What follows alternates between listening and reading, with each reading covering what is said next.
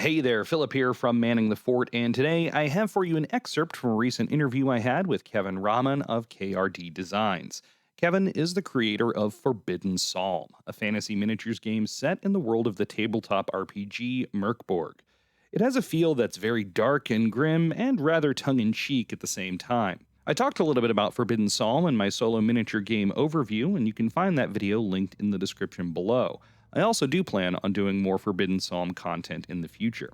This part of the interview focuses on Kevin's newest project, Kill Sample Process, a standalone cyberpunk style version of Forbidden Psalm based in the world of Cyborg. I'll go ahead and get right into the interview so you can hear him tell it himself. It's a grim cyberpunk city that you're kind of playing in. A lot around, the police and enforcer bots. There is people that have maybe gone too far with their cyber mods and have kind of been lost to it a little bit. And a core mechanic is that everything is hackable. You can unload people's guns from across the table. Oh, that sounds great. Yeah, so it's just taking the idea of Forbidden Psalm and adding some tech to it. Kill Sample, you definitely are going to start with more ranged options. It's definitely a much more ranged heavy game, much more gun heavy than the previous ones. There's a lot of counters to that then, so armor and different things you could do. And again, And hacking their guns from across the board. exactly. So some of the guns will have the cyber keyword, so the cyber keyword is important. Some of the melee weapons also have the cyber word because why not? So there is a cyber sword that you can hack from across the table.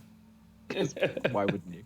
And yeah, if something has the cyber keyword, it means it's susceptible to being hacked.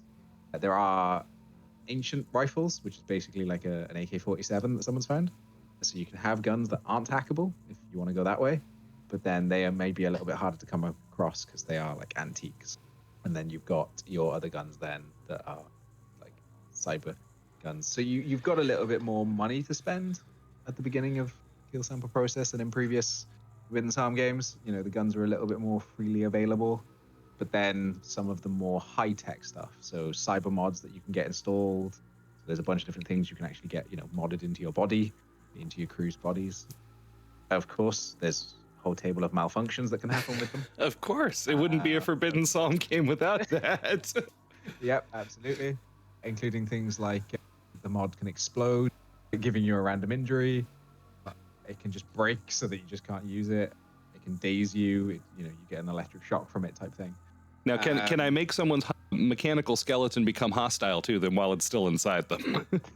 Not quite, but you can take over people's cyber mods. So that's the other thing that's hackable is people with cyber mods, they're hackable. And there's a bunch of different things you can do with those, including, taking over them and actually making them act a single action, which could include like attacking one of their own guys, attacking themselves. Yeah, there's a bunch of different things you can do on that with the cyber mods. So yeah, cyber mods are now a thing for your guys, gals.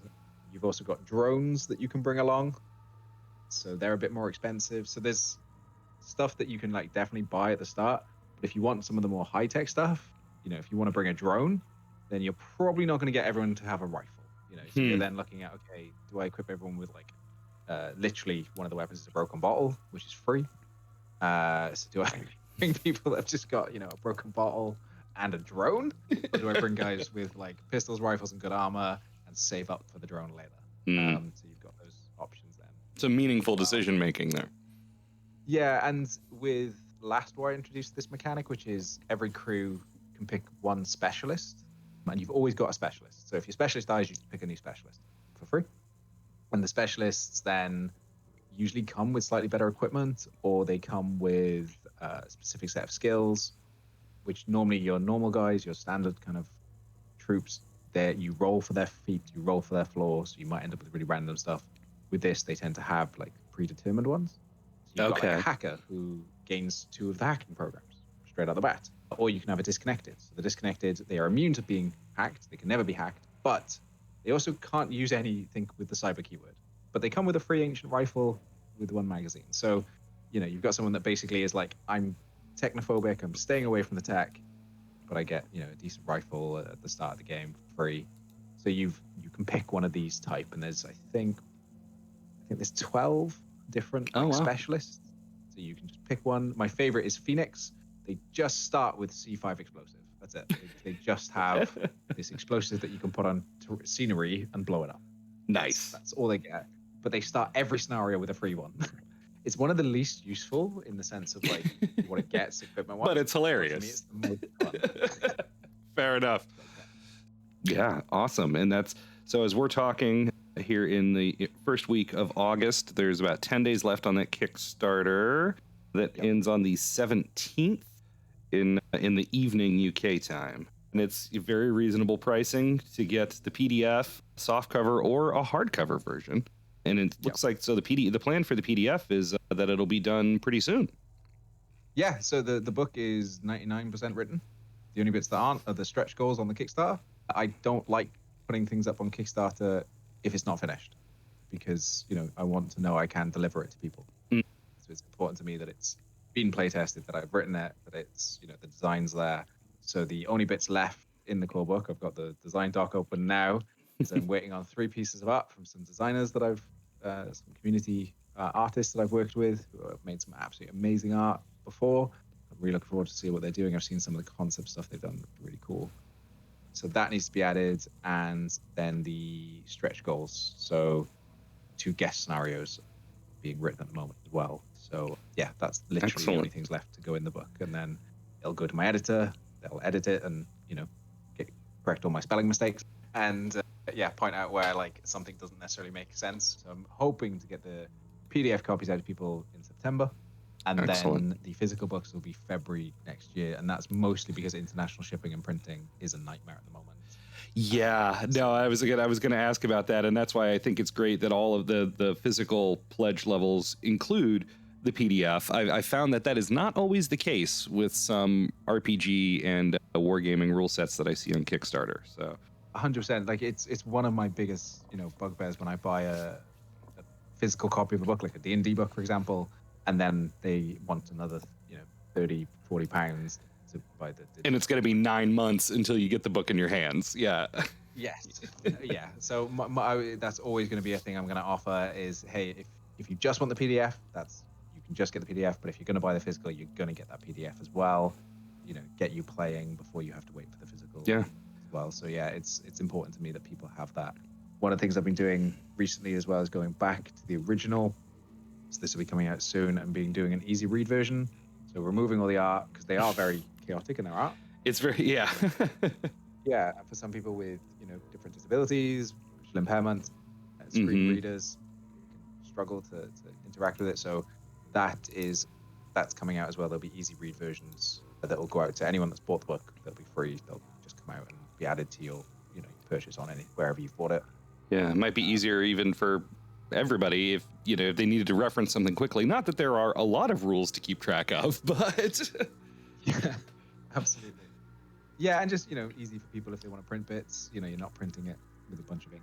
Yeah, printing the PDF for Forbidden Psalm would be a bit of a bear. Oh yeah.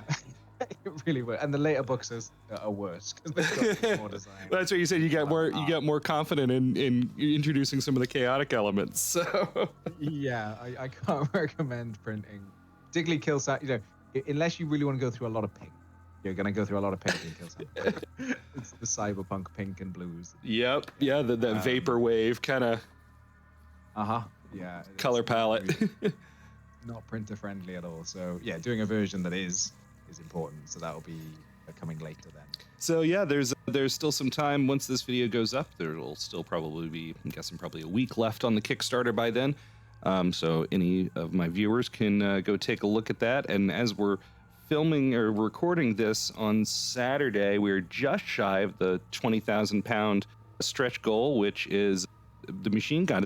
That is working with. It's a one-man band, but they're called Knucklebones Miniatures. Okay. The STL of the Angel of Morte miniature for Last Wars. We did the same thing where we released a miniature for one of the monsters as an STL for free. Basically, we picked the monster that's going to be the hardest thing to find a miniature for. So a lot of the things in the game are various type of ghouls or zombies or robots, things that you'll find minis for pretty forwardly. But the Machine God is this kind of amalgamation of body parts and cables and tech into this huge monstrosity.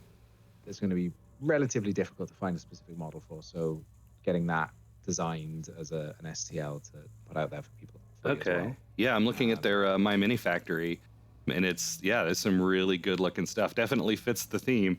There's a lot of it's very Turnip 28, a lot of it.